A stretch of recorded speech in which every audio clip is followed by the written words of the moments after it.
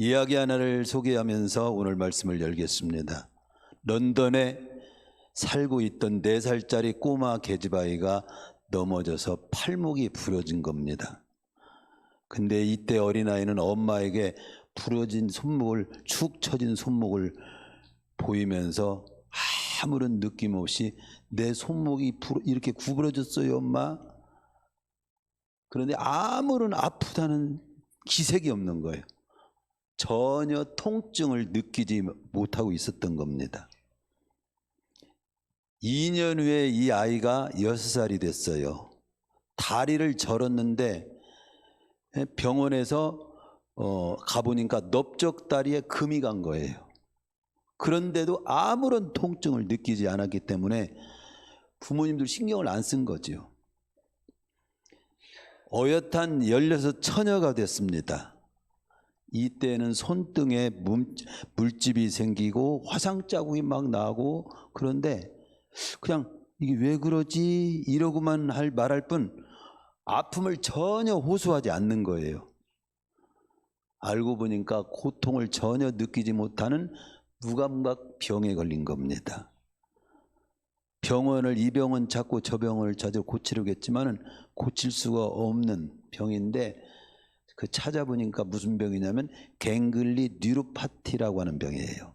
감각신경절 병. 감각신경절. 신경절은 뭐냐면 신경세포가 모여있는 중간 기지 같은 곳입니다. 근데 이 부위가 아무튼 손상이 되거나 잘못되면 감각신경 기능이 다 무너지는, 그래서 이 아픔을 느끼지 못하는 거예요. 고통을 전혀 느끼지 못하는 이 무감각, 좋을까요, 나쁠까요? 고통을 전혀 느끼면 너무 좋겠네요, 이렇게 혹시 편하고 좋은 것 같지만 이것은 아주 심각한 병이래요. 제 명대로도 못 살고요, 크게 다쳐도 위험을 느끼지 못하기 때문에 아주 위험하다는 겁니다. 오늘 제가 이 이야기를 어디 책에서 보다가 발견하면서 오늘 말씀과 이렇게 연관이 되더라고요. 예, 오늘 말씀이 무슨 말씀이니까 이게 도끼날이 무뎌져 있는데, 무뎌진 도끼날로 그대로 그 무뎌진 도끼날로 가지고 장작을 패거나 그렇게 나무를 패려고 하는 거 참 어리석은 일이다. 너무 단순한 얘기를 하고 있잖아요. 우리 삶이라고 하는 우리 신앙생활도 똑같아요.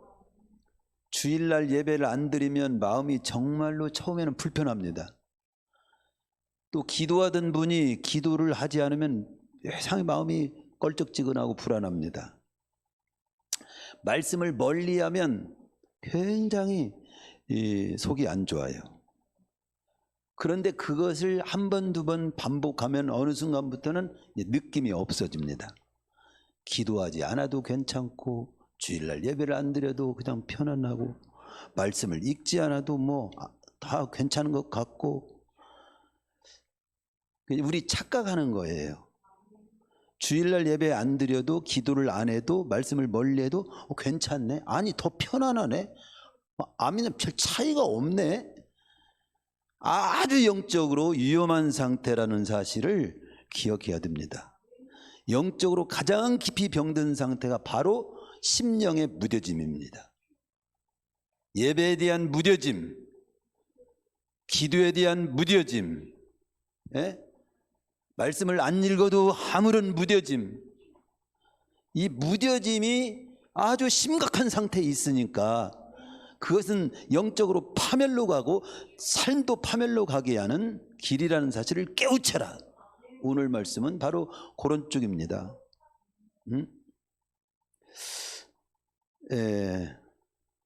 이 시간 우리는 말씀을 받으면서 제 마음이, 제 영적 상태가, 제 신앙생활이, 제 삶이 무뎌지지 않게 하여 주시옵소서. 그런 마음으로 오늘 말씀을 받기를 바랍니다. 그쪽의 말씀을 저에게 지금 선포하도록 지금 인도하고 있어요. 우리가 지금 전도서를 보고 있습니다.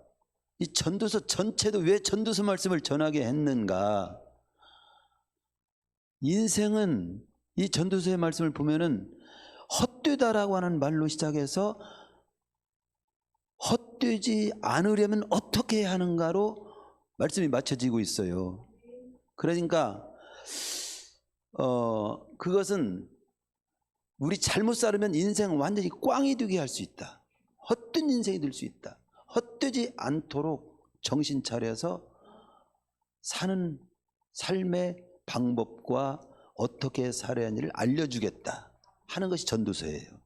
헛되지 않으려면 어떻게 해야 하는지를 말씀해 주는 내용이 전도서예요. 특별히 이제 그 오늘 10절 이하 11절까지의 말씀을 이렇게 우리가 두 절을 통해서 은혜를 나누려고 하는데, 한마디로 제목을 그 말씀 그대로 하나 삼은 것은 뭐냐면 너의 무딘 도낀 날을 잘 갈고 잘 부릴 줄 아는 자가 되도록 하라, 이런 말씀을 우리에게 주고 있는 겁니다. 이 말씀을 우리말 성경으로 다시 한번 읽어드리면 이렇게 번역이 되어 있습니다. 도끼가 무디고 날이 날카롭지 못하면 힘이 더 들게 마련이다. 그러나 지혜는 일의 능률을 올려준다.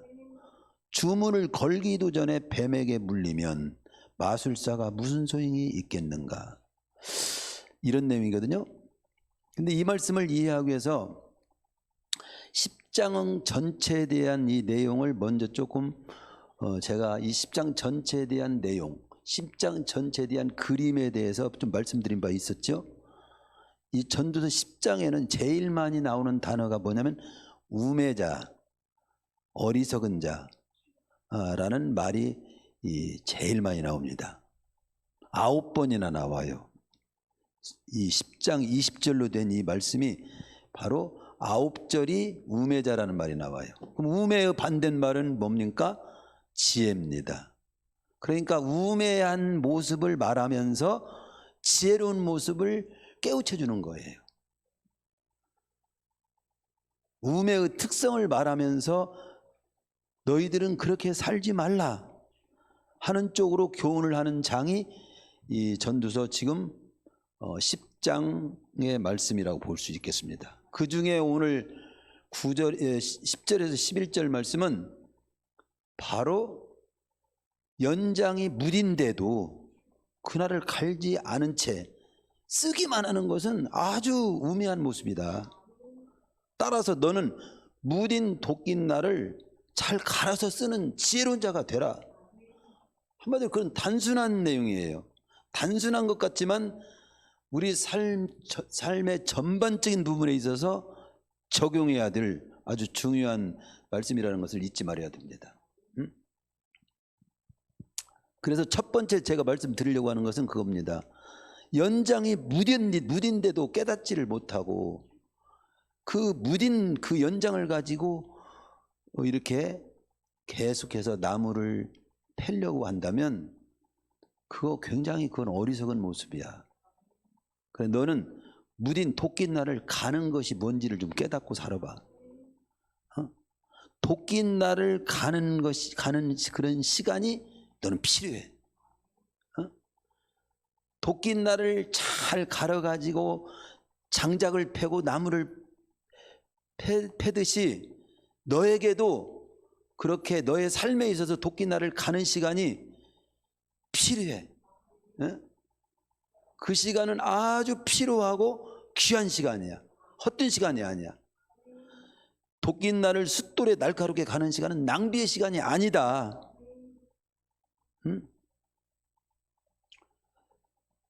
만약 이거 생각해 봅니다. 도끼 날을 갈지 않으면 우리는 단순하게 우리 쉬운 내용이지요. 도끼 날이 무딘 도끼 날을 가지고 장작을 펴려면 어떻게 될까요? 단순하면 힘이 더 드는 거예요. 힘이 듭니다. 에너지가 뭐라고 할까요? 지나치게 더 드는 거예요. 에너지 낭비를 하게 되는 거예요. 도끼 날을 안 가르면. 또 시간도 오래 걸려요. 시간 낭비가 되는 거예요. 심지어 잘못하면 다칠 수도 있어요. 위험합니다. 그러니까 도끼날을 갈아서 쓴다고 하는 것은 시간을 최대한 에너지도 낭비하지 않게 살고 시간도 전략하고 그리고 안전하게 다치지도 않고 일을 효과 있게 복되게 사는 법을 너는 터득하고 살으라는 쪽이란 말이죠. 우리 삶이 도끼날을 갈듯이 가려야 하는 그 삶이 신앙생활에서 볼 때 어떤 것입니까? 어떤 것이 도끼날을 가는 거예요? 예배를 드리는 것이 예배를 잘 드리는 거, 기도하는 거, 말씀을 이렇게 잘 내가 듣는 거, 이런 것들이 다 도끼날을 가는 시간들이에요. 보면 두 나무꾼이 있었어요. 한 사람은 하루 종일 정말 쉬지 않고 성실하게 막 땀을 뻘뻘 흘리면서 열심히 나무를 뱄습니다. 다른 사람은 쉬엄쉬엄 일을 하는 거예요. 근데 쉬면서 그런 숫돌에다가 딱 그 도끼날을 가는 거예요. 톱을 갈고 뭐 예를 들어서 낫을 갈고 일을 다 마치고 났을 때 계속해서 쉬지 않고 온 사람보다도 쉬면서 날을 가르면서 온 사람이 훨씬 많이 나무를 베고 팬 거예요. 차이가 뭐냐 이거예요. 아까 말씀드린 것처럼 에너지 낭비, 시간 낭비 그렇게 다 하면서도 효과는 적은 거지. 너무도 쉬운 내용을 우리가 지금 듣고 있죠. 근데 이 쉬운 내용을 우리가 그 쉬운 내용인데도 들어보면 쉬운데도 그 삶을 우리가 살고 있는 거예요. 그게 답답한 거지요. 답답한 거예요. 겨울에 저체온증도 그렇다고 그러더라고요. 저체온증. 처음에는 막 발 얼고 막 앞에 통증도 있고 그런데 지나치면요 감각을 잃어가고 그냥 편안해진대요. 편안해지고 아무나 그냥 더 오히려 편안한 것 같이 느껴진대요. 얼었는데 몸이 신경이 이제 마비된 거죠. 신경이 마음에 편안하다고 해서 진짜 몸이 좋은 게 아니에요. 송장은 대못을 박아도 아무 감각 없습니다. 살아있는 몸은 여기 손톱 밑에 자그마한 가시 조각만 조금은 가시나무 그 끝트리가 조금만 들어가도 굉장히 아파요. 아픔을 느껴요. 그거 빼지 않고는 다른 일을 할 수 없을 만큼 괴로움을 느낍니다. 저도 여러 번 이 가시를 찔려본 적이 있거든요. 그거 빼니라고 그걸 짜보기도 하고 막 이것 좀 빼보라고 하고 막 물어뜯기도 하고 막 이렇게. 근데 나중에 빼보면 눈곱만큼의 가시가 들어있는 거야. 그런 거 체험해봤죠? 밤가시 같은 거 예를 들어서 이런 거 뭐. 이거 성경에서는 그 아픔을 느끼는 상태, 그게 건강한 상태다. 아픔을 느끼는 것이 건강한 상태다. 그래서 오히려 건강한 상태를 지니고 있는 그 모습이 복된 모습이다. 어디 나와요? 마태복음 5장에 나오잖아요. 산상무슨 팔복에 애통하는 자는 복이 있나니 그들이 위로를 받을 것이며. 뭔가를 내가 살해할 삶을 살면 안 살면 막 마음에 애통이 생기는 거예요. 막 애가 타. 주일날 예배를 드려야 되는데 못 드리면 막 애가 타는 거야. 기도를 해야 되는데 기도를 못 해. 내가 사명을 감당해야 되는데 사명을 못 감당해. 막 속이 타는 거예요. 그게 괴로운 것이 아니고 안 좋은 것이 아니라 영적으로 건강한 상태인 거예요. 그런데 그거 전혀 예배 안 드려도 기도 안 해도 주일날 뭐 예배 교회 안 나와도 뭐 나에게 맡긴 사명이 뭔지도 모르고 살아도 마음이 무감무하게. 그것은 영적 지금 뭡니까? 우리 병원에서 완전히 감각이 없는 사람은 뭐라고 하죠? 식물인간, 영적 식물인간이 되는 거예요. 영적 식물인간은요 그 전에 제가 우리 성도 가운데 한 분이 그렇게 식물인간이 됐어요. 젊어서 교통사고 나고 서 있었잖아요. 근데 가보면 이게 주사바늘 올라 이러고 있어요. 온몸을 다 벗겨놔도 부끄러운지도 몰라 이러고 있어요. 그게 좋은 게 아니에요. 영적으로도 지금 우리가 무뎌진 상태에 있는데 그게 어떤 상태인지도 모르고 지내고 있는 모습을 깨우치라고 오늘 한 번밖에 없는 인생을 살아갈 때 그렇게 식물인간처럼 살다가 가면 되겠냐? 이런 말씀을 지금 들려주는 이유는 바로 그런 거죠.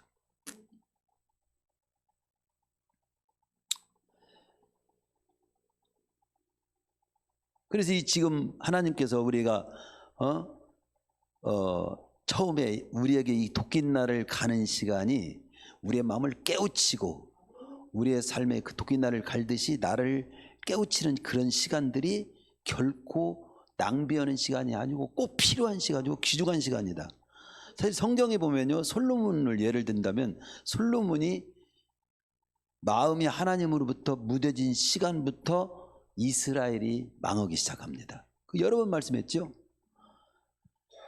솔로몬이 하나님을 향해서 등을 돌리는 그 시간부터 시작해서 멀리하기 시작한 데부터 마음이 무뎌지기 시작하는 데부터 그 다음에 얼마 안 가서 그 나라가 두동강이 나고 그 다음에 374년 만에 완전히 바빌론에 완전히 망합니다. 어디서부터 추적을 해보면요, 솔로몬이 마음이 무뎌진 때부터 결국 나라가 망하는 기간은 374년이죠. 그런데 결국은 망한다는 걸 보여주는 거죠. 이스라엘 순례를 했을 때 그 밑에 사해바다가 있어요. 사해바다는 땅보다 더 낮아요. 근데 거기 사해바다까지 물줄기가 쭉 딱 올라가면 죽은 바다라고 그러죠. 사해 죽은 소금물만 물고기 한 마리가 없어요. 몸이 둥 뜹니다. 그런데 거기서 쭉 타고 나면 그래도 물줄기가 쭉 있어요. 관통하는 물줄기 쭉 올라가면 나중에는 막 물이 살아있는 물이 있는 바다가 갈릴리 호수예요. 갈릴리 호수. 근데 갈릴리 호수를 타고 더 계속 올라간 물줄기가 어디서부터 하면 갈릴리 호수가 큰 호수가 이루어진 그 물줄기가 어디서 근원이 어딘가를 그 후배 목사님이 안내를 해가지고 특별히 가봤거든요. 근데 헬몬산 밑에까지 가봤어요. 헬몬산 밑에서 거기서 물이 막 나오는데 이 물이 또 어떻게 해서 이 물이 생기는 줄 알아요? 헬몬산 눈 같은 것이 내려가지고 이슬이 모여가지고 이게 물이 든다는 거예요. 결국 하늘이 연결되어 있는 거야. 하늘이. 하나님과의 관계가 이게 무뎌져 버리면 다 메말르게 돼 있어요. 우시야 왕은 그러나 하나님을 찾을 동안에는 형통케 하셨더라. 이게 마음의 도끼날을 날카롭게 하는 첫째 비결은 뭐냐면 하나님을 찾는 마음을 회복하는 것이 이 내 영적 상태, 내 마음의 상태를 숫돌에 가는 거예요. 하나님을 찾는 마음이 회복돼야 돼요. 하나님을 찾는 마음이 나에게 무뎌지다. 예를 들어서 금요기도도 나오고 새벽기도도 나오고 그리고 이것을 해야만이 무슨 뭐 온전한 모습은 아니지만 살아있는 사람이 이게 다 살아있어요. 원래 그 나오던 사람이 어느 날 금요일도 없어지고 그 다음 수요일도 없어지고 주일 오후 교육 보면 그냥 당연히 없어지고 그 다음 주일날도 없어지는데 어느 날 보니까 그 청년이 저거 옛날에 대형각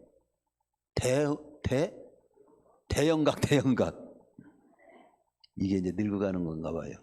대형각 호텔에서 시신으로 발견됐어요. 어떻게 해야 그 발견됐냐면은 여기에 그 항상 하던 십자가 목걸이를 하고 다녔는데 그 목걸이를 통해서 그 청년인 줄 알았어요. 하나하나 무너지면 나중에 내 생명까지도 무너지는 거예요. 그걸 잘 우리는 이 평온할 때 편하게 들을 때 정말 심각하게 정신 차리고 깨닫는 것이 진짜 복된 사람의 모습입니다. 예?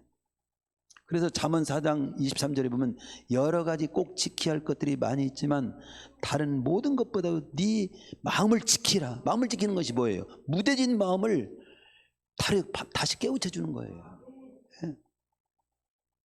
시브리적 개념으로 비춰볼 때 마음이라고 하는 것은 사람의 지정의의 인격적 활동의 중심지라고 이렇게 표현하고 있거든요. 그런데 우리가 생각하고 느끼고 행동하는 전체를 주관하는 게 마음이거든요. 근데 그 마음이 무뎌져 버리면 다 죽는 거예요. 전번에 언젠가 제가 이 팔꿈치에 엘보우 그 통증이라고 그래요. 응? 그래서 바깥쪽은 테니스 엘보라고 안쪽이 아프면은 골프 그 아픈 거라고 그렇게 병명이 그렇게 골프보라고 해요. 응? 근데 거기에 이렇게 뭔가 먼 주사를 하나 맞춰주는 거예요. 아프다고 하니까 아 그거네요. 엘보 하나 맞추는데 오전이 됐는데 손가락이 여기 두 번째인가 세 번째가 두 번째 손가락이네. 이 손가락이 이게 덜렁덜렁 달려 있는 거야. 연필을 못 쥐는 거예요. 이상하네. 나 신경 이 사람이 건드렸나? 그래가지고 그래서 계속 연필을 잡아가지고 이렇게 잡으려고 하는데 이것이 안 잡히는 거야. 안 잡혀. 그런데 손가락 하나만 감각해가 해도 심각하더라고요. 이게 그러다가 내 중풍 걸린 건 아니야?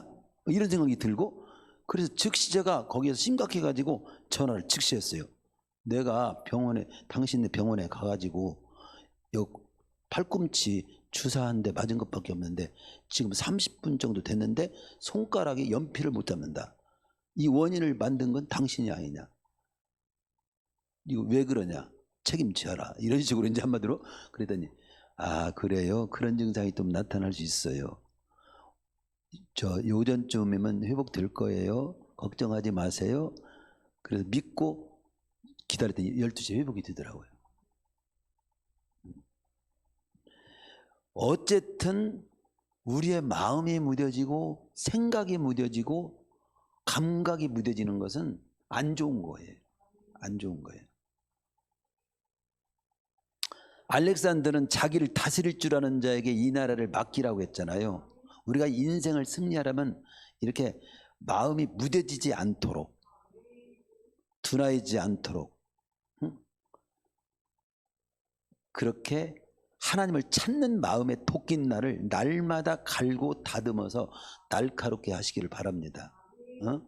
즉 예배에도 교육 모임에도 수요 모임에도 금요기도 모임에도 마음이 무감각해지지 않도록 여러분들이 최대한 그 모임마다 의미를 다 살려서 최대한 살리세요. 대표적으로 예를 들어서 그 중에 하나가 마음이 그런 부분에 다 무뎌지면 교육 모임은 별로야. 수요 모임도 별로야. 금요기 모임도 별로야. 주일날 모임도 빠져도 아무래도 괜찮아. 안 믿는 사람이 더 편하게 마음껏 살대. 안 믿는 사람은 오히려 마음껏 놀러 다니고 더 팔자가 좋은 것 같아. 내가 괜히 잡혀 사는 거 아니야? 그러면서 예수님을 믿고 사는 사람이 오히려 더 불편한 것처럼 생각하는. 털어버리니까 좋아. 위험한 생각을 마귀가 집어넣어 준 겁니다. 그걸 딱 정리해서 하나님 의미 있는 그런 교회 공동체 모임부터 회복하는 데서부터 영적 도끼날을 날카롭게 다시금 갈기를 바랍니다. 그렇게 해서 삶을 다 제대로 효과 있게 힘을 낭비하지 않고 시간 낭비하지 않고 인생을 낭비하지 않는 그런 삶으로 가셔야 됩니다. 이 뒷부분에 11절에 보면 그런 내용이 나옵니다. 11절이 지금 무슨 내용이나 어떻게 나오죠? 거기에 11절에 한번 다 같이 전서 10장 11절을 한번 읽어. 11절 부분을 조금 더 말씀을 나누고 마칩시다. 자, 읽어봅시다. 11절 시작. 주술을 베풀기 전에 뱀에게 물렸으면 술객은 소용이 없느니라. 이것은 뭐냐면요, 제대로 부릴 줄을 모르면서 뱀을 가지고 마술을 해보려고 뭘 해보려고 하는 그런 부린다는 말이 이게 중요한 말이 부린다는 말. 응? 베푼다는 말이 부린다는 거예요. 부린다. 이게 부릴 줄도 모르면서 뱀을 가지고 마술을 부리려는 사람이 있다. 이 모습이 어리석은 모습이다. 너는 부릴 줄 모르면서 재주 부리려다가 다치지 말고 뱀에게 오히려 물리거나 그러지 말고 너에게 주어진 일을 잘 부릴 줄 아는 자가 되라는 거예요. 너에게 주어진 삶, 너에게 주어진 일, 너에게 주어진 사명, 너에게 주어진 어떤 책임, 그런 것들을 잘 부릴 줄, 다스릴 줄 아는 자가 되라는 거예요. 그 부분에 능한 자가 되라는 거예요. 그 맡은 일에 능한 자가 되기를 분투하라는 겁니다. 이게요. 잠언 22장 9절이면 네가 자기 일에 능숙한 사람을 보느냐? 이 사람 왕 앞에서, 존귀한 자 앞에서 대접받 존귀한 자가 되는 거야. 그런 말씀도 있잖아요. 뱀을 다룰 줄 모르는 사람이 뱀을 가지고 마술을 부리려 하다가 되려 뱀에게 우리가 이제 어렸을 때 우리는 뱀 같은 거 잘 아주 능한 자는 못 되지만 뱀은요 잡으려면 꼬리 잡으면 물립니다. 꼬리 잡으면 배가 확 가지고 물어버려요. 어디를 잡아야 하냐면 뱀 목 밑을 딱 잡아야 됩니다. 그럼 아무리 감아도 소용없어. 목이 딱 잡힌 뱀은 끝난 거야. 그리고요 저는 한 번 체험한 적이 있어요. 냇가에 수영하러 가는데 뱀이 딱 서서 이렇게 독사가 이렇게 서가지고 막 혀를 날르면서 이렇게. 근데 순간 저도 모르게 그 가르쳐 준 것도 아닌데도 옆에 이 쌀이나무가 있었어요. 쌀이나무가 딱 쌀이나무가 서 있더라. 마침 그래서 그걸 딱 끊었어요. 그래서 쌀이나무를 훑어가지고 회초리를 만들어가지고 그 날카로운 한번 날름날름하게 그냥 딱 쳤어요. 그런데 청년이었다. 힘이 좋아서 그러니까 뱀 목이 톡 떨어진 거야. 근데 나 대단하다 아마. 근데 뱀이 더 이상 이렇게 하다가 몸만 이렇게 하다가 머리는 없는데 이렇게 하다가 쓰러지더라고요. 이 다룰 줄 알아야 돼요. 그렇지 않으면 뱀한테 물립니다. 이게요.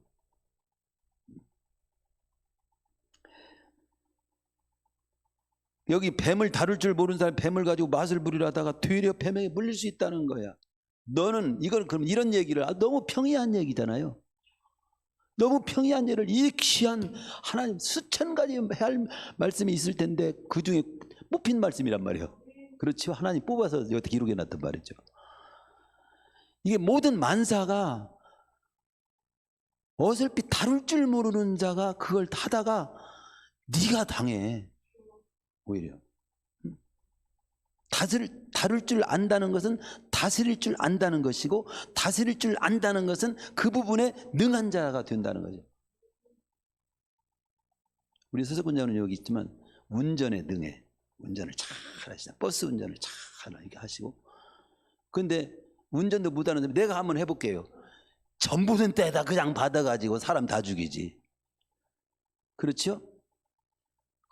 그와 똑같은 거예요. 자기가 하는 일에 능하게.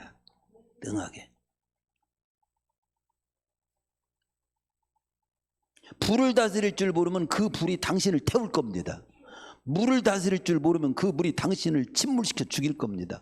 개를 다스릴 줄 모르면 개에게 물릴 것입니다. 칼을 다스릴 줄 모르면 그 칼에 당신이 베일 겁니다. 본절에도 뱀을 다룰 줄 모르니까 뱀에게 물린다고 하지 않습니까? 안 물리려면 다룰 줄 알아야 된다. 다루려면 훈련해야 되고 공부해야 되고 실력을 키워야 되고 능숙하게 하는 훈련을 해라. 바로 그건 거예요. 모든 만사에. 목사의 직분에도 장로의 직분에도 권사의 직분에도 집사의 직분에도 말만 목사, 말만 전도사, 말만 권사, 말만 집사, 말만 성도고 일은 오히려 주님의 교회를 세우는 것이 아니라 세우는 교회를 무너뜨리고 교회를 막고 다른 사람 오게 하는 것이 아니라 오히려 막게 하고 동네에 선한 영향을 끼치는 것이 동네를 다 난리를 피우고 다 적용이 되는 내용이에요. 지금 제가 말하는 거에 해당되는 우리 성도님들은 별로 없지만 그래서 마술을 부리기 전에 그 일을 잘 하기 전에 하려면 먼저 뱀을 가지고 놀 만큼 잘 다룰 줄 알아야 된다. 베트남 가봤지? 베트남인가 태국인가 베트남으로 알고 있어요. 거기 악어 쇼를 한번 본 적 있어요. 악어 쇼. 아주 위험하대. 악어는 사람이 아니잖아요. 내가 근데 입이 딱 벌려 있어. 머리통을 넣는 거야. 그 악어가 딱 닫아버리면 머리통 그냥 끝나는 겁니다. 죄송합니다. 머리통이 무식하게 표현해서. 그래도 여러분이 알아듣기는 쉽잖아. 알아듣는 게 중요해요. 근데 머리통을 넣는 거예요. 막 박수를 쳐. 근데 악어가 이러고 있어. 이게 사람도 아니고 얘가 그냥 에이 그냥 닫아버리다. 이 악어는 이 아구심이 굉장히 셉니다.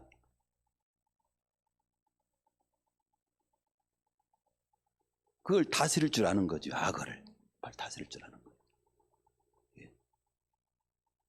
소리를 다스릴 줄 아는 사람을 소리꾼이라고 합니다. 사기 잘 치는 사람을 뭐라고 하지요? 사기꾼. 장사 잘하는 사람을 장사꾼. 일 잘하는 사람을 일꾼. 이 꾼자. 이 꾼자가 들으니까 제가 하나 여러분도 아는 제가 하나 소개할 뭐냐면 꾼자가 들은 거에 대해서 성공하려면 이런 쌍기역 무엇을 갖춰야 하는가? 성공하는 사람이 되기 위해서는 뭘 갖춰야 되는가? 쌍기역자로 시작되는 그 한 글자 단어들로 표현한 그런 내용이 있어요. 우리 성도님들 대성하시기를 바라서 이 쌍기역자로만 된 글을 다시 한번 여러분도 이미 알더라도 한번 소개해 볼게요. 쌍기역자로 한번 따라서 해봅시다. 꿈, 깡, 꼴, 꾀, 끈, 끼, 꾼. 다시 해보세요. 잊어버렸죠? 꿈, 깡, 꼴. 해다치 꿈, 깡, 꼴. 꾀, 끈, 끼, 꾼. 마지막에 꾼인데 꿈은 뭐냐? 사람이 성공을 하려면요, 대성하려면 꿈이 있어야 된다. 꿈. 어쨌든 여러분은 이 자리에 앉아있는 우리 모두는 뭔가를 우리가 귀한 쪽에, 우리는 다 안 좋은 쪽이 아니라 귀한 쪽에 다 성공을 우리는 해야 될 사람들입니다. 또 하나님도 기대하시고 그런 목표와 꿈을 가져야 돼. 비전, 꿈, 계획 이런 것들이 있어야 돼요. 나는 뭘 하고 싶다. 이런 꿈을 갖고 목표를 명확히 하는 거죠. 그 다음에 깡이야. 그 일을 하려면 공부도 해야 되고 또 기다림도 필요하고 여러 가지 끈기가 필요한 거예요. 끈기. 원칙과 소신, 어떤 추진력, 실행력 뭐 이런 것에 다 깡에 속한 깡. 저 사람 좋은 쪽에 깡이 있어야 돼요. 안 좋은 쪽에 깡이 있는 사람이 있어. 또 좋은 쪽을 말하는 겁니다. 좋은 쪽에 깡이 있어야 돼. 깡. 어떠한 어려움도 이겨내는 인내와 끈기. 오늘 아침에도 그것 나오잖아요. 새벽 말씀에 뭔 말씀 왔죠? 에레미야 35장에서 내갑족속에 대해서 나오잖아요. 내갑족속을 갖다가 내갑족속을 초청해가지고 그들에게 포도주 한번 먹여봐라. 근데 그들은 절대 안 먹는 거야. 300년 동안 안 먹은 그 족속이에요. 그들은 목 죽어버리는 사람들이에요. 그들이 말하기를 우리는 안 먹습니다. 단칼에 딱 거절하는 거예요. 이걸 보고 이렇게 내갑족속은 300년 동안 그 선조가 남긴 말을 300년 동안 지킨 이런 내갑족속이 있다. 근데 유다 백성들은 하나님의 말씀을 갖다가 조석으로 변개시키고 지키지를 않는다. 그러므로 너희들은 바벨론의 망해도 싸다. 이것을 유다 백성에게 선포하라. 그 내용이 에레미야 35장 내용이잖아요. 그 내갑족속은 목주어는 족속입니다. 양들을 말하면 이렇게 이동하면서. 그렇기 때문에 그들이 포도주 한 잔 먹고 비틀거리면 그 일 못해요. 그 일 잘해내려면 포도주 입 밖에도 내면 안 되거든. 그리고 집 짓고 살 생각하지 말고 포도원 농사 할 생각도 하지 마라. 그 말을 300년 동안 지켜온 거예요.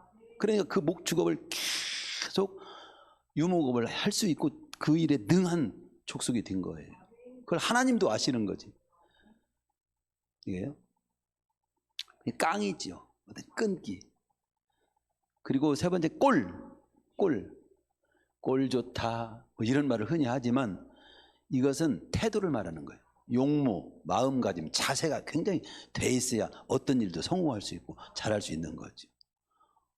꼴이 좋아야 돼요. 건강해야 꼴도 좋습니다. 또 그 일에 맞게 옷도 입어야 되고요. 태도가 바로 돼 있어야 되고.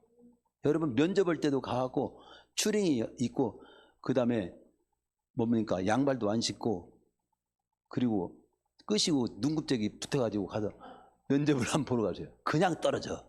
그냥 볼 것도 없어. 그냥 가라고 그래. 태도부터. 이병철 씨가 그러잖아요. 그 사람 용모 하나만 보고도 이 사람을 쓸 인물인가 쓰지 않을 인물인가를 보셨다고 하잖아요. 그 다음에 꾀입니다. 지혜죠. 지혜, 지식, 실력, 꾀. 그리고 다섯 번째가 끈입니다. 끈은 뭔가 인간관계, 연줄, 이런 거, 네트워크, 다른 사람과 사회성, 이런 것을 잘 할 수 있어야 돼요. 어떤 사람 혼자 똑똑해. 다른 사람과 같이 할 줄 몰라. 사회생활 어려워요. 직장 얼마 취직돼도 곧 나와요. 아니 쫓겨나. 끈. 그 다음 끼. 이건 재능입니다. 타고난 어떤 능력, 어떤 천성, 그리고 노력에 의해서 만들어진 실력, 재능, 자신만의 기술, 노하우 뭐 이런 것들도 끼에 해당되는 거죠. 자기 잘하는 것을 잘 알아듣는 거죠. 그리고 마지막 꾼입니다. 전문가가 되는 거예요. 전문가. 오늘 말씀에 너희는 그 부분에 너에게 맡은 부분은 어떤 일을 됐든지 일단 그 부분에 전문가가 되라. 우리 성도님들이 네가 너에게 맡은 일은 청소면 청소, 뭐 아이들 공무원이면 공무원 그 자리에서 그 하는 일에 대해서 다 그 일에 능한 자가 되라는 거예요. 능한 자가 될 때 그런 자는 왕 앞에 선다. 왕이 부른다는 거예요. 여기에 있는 우리 모두가 그렇게 되시기를 축원합니다. 그럼 우리 교회가 함께 부흥이 되면서 주님의 일도 잘하고 여러분도 잘 되고 삶이 행복하고 복된 거예요. 말씀 마칩니다. 우리 성도님들이 맡겨진 교회, 주어진 우리가 속한 교회, 가정, 직장에서 직분, 사명, 책임에 능한 자가 되기를 분투하라는 내용이고요. 그렇게 정리를 하고 전체적으로 마무리를 한다면 첫째 뭐라고 했어요? 무뎌진 도끼날로 나무를 자르려면 잘 잘라지겠느냐.